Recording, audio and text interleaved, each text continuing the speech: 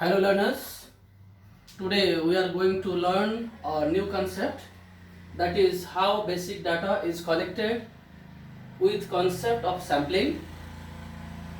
In this lesson, first of all we need to know what is sampling.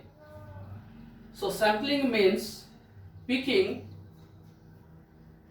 a unit observations from the totality of the observation called the population.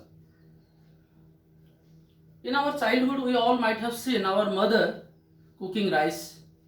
So what she used to do? She used to pick a rice from among the entire rice cooked, and from that one unit of rice she able to know that whether the entire rice is being cooked, is rightly processed or not. So this is a good example to know that our mother is able to know the status of cooked rice from only one rice, because the entire pot of rice contains homogeneous items.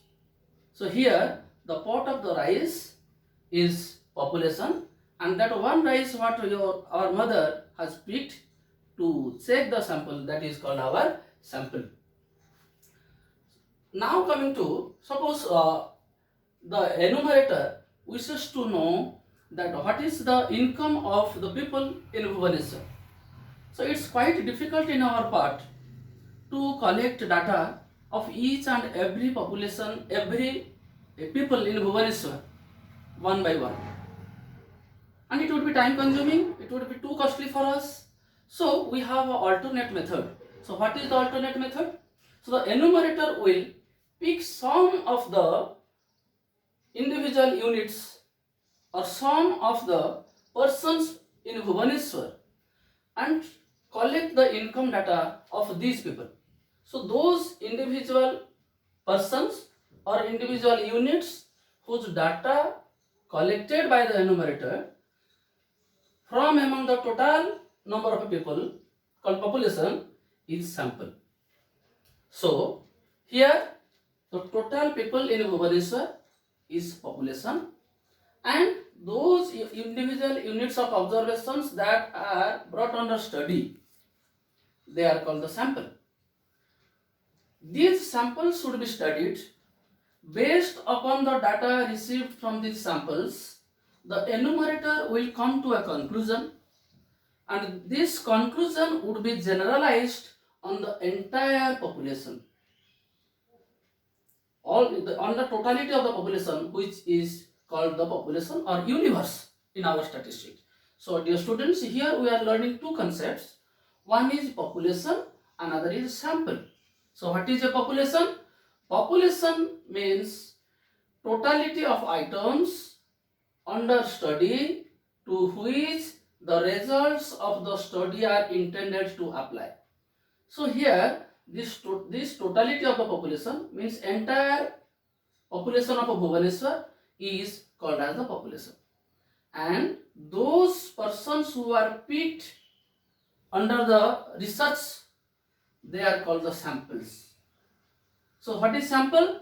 Sample is a part of the group or a section of the group from which the enumerator is collecting information, and from the collected information the enumerator is deriving the result, and that result or that conclusion is now applied to the totality of observations in Bhubaneswar locality, that is income of all the people in Bhubaneswar.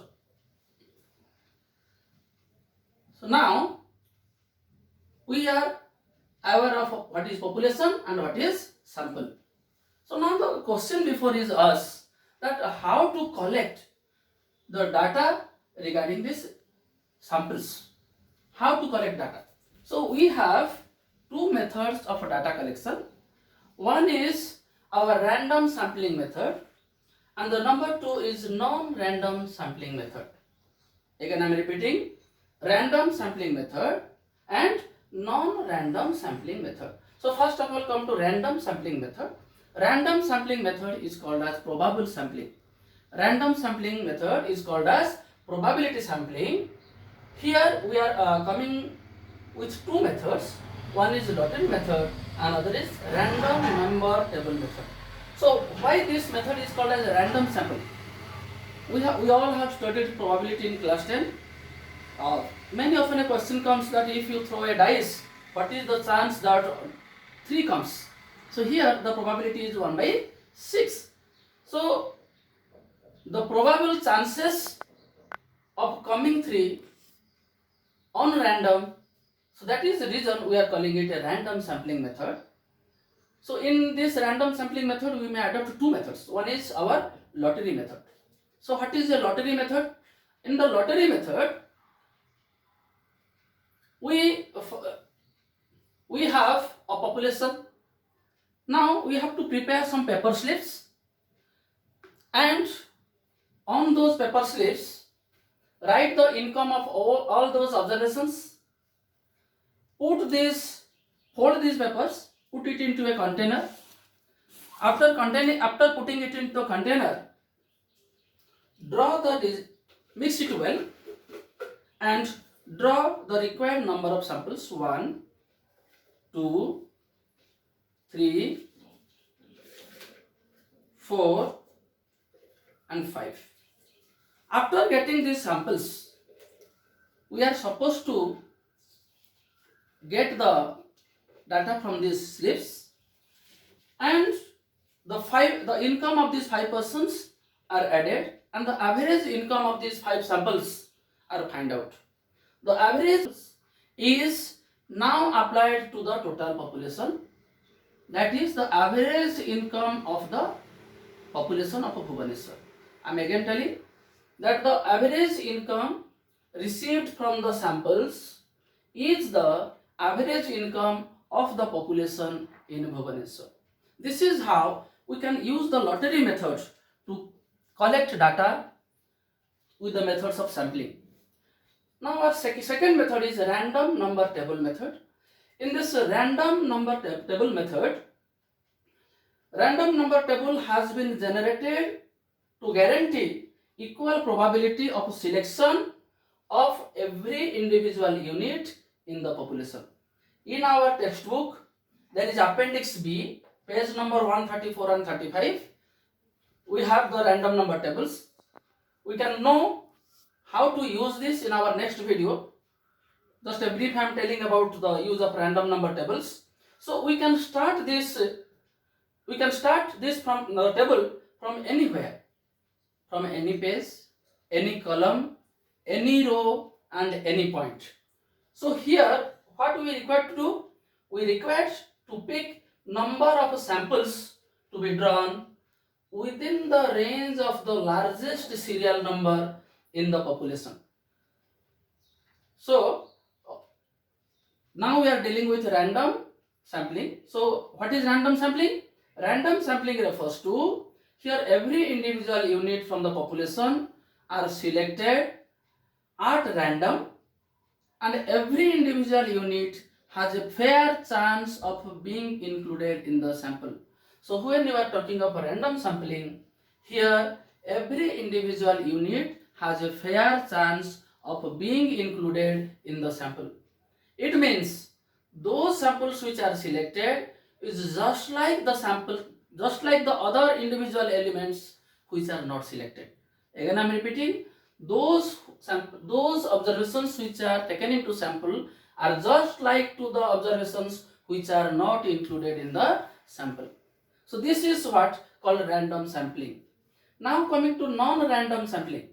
The name itself says non-probable sampling. It means here every observation does not have a probability of being included in the sample. Why this is? Because here the enumerator does not pick the sample at random. Here the enumerator picks the samples based upon his knowledge, based upon his conscience, based upon his convenience, or based upon the required quota for his research studies. So now we have 3 types of random sampling we are dealing in our syllabus. Number 1 is convenience sampling. So what is a convenience sampling? So when we are talking of a convenience sampling, here is the enumerator, and the enumerator is supposed to collect data from all these individual units in the population. Now, the enumerator has the conveniency to approach easily to this population, to these individual observations who are near to him. So here the enumerator is very much convenient in getting the data from the observations from the people who are near him. So hence the samples picked based upon the convenience of the enumerator is called as convenience sampling. Now coming to judgment sampling. What is a judgment sampling? Now here the judgment of the enumerator will decide that which observations will be the sample observation for the enumerator. Suppose now looking at this population, we have four colors of pictures are here: blue, green, red and black. Suppose the enumerator thinks that the individuals red in color will best suit to his research studies. So based upon his judgment, he will pick the observations in red color. So this is called judgment sampling. Now third sampling is our quota sampling. What is quota sampling? So the word quota itself says that suppose take for example, in this population we have 16 male and 8 female. It means for here the number of male is twice the number of female. When we are picking samples, if we have taken 2 samples from the 8 women, it means the number of male samples would be twice of the female, that is 2 into 2, 4. So total number of samples would be 6. So here a specific number based upon the number of female and male in this population, samples should be drawn. This is called quota sampling. So dear learners, now we have come to a review of this entire things what we have read now. We have till now read the concept called population, sampling, random sampling, non-random sampling. Population means totality of the items that is under our study, upon which the sample observations or sample result would be applied. That is called our population. Sample means the group or the section of the population or the part of the population from which the enumerator is collecting data is called it is called sample. And we have 2 methods of collecting data. One is random sampling method and second one is non-random sampling method. Random sampling method means here every individual unit has an equal chance of being included in the sample.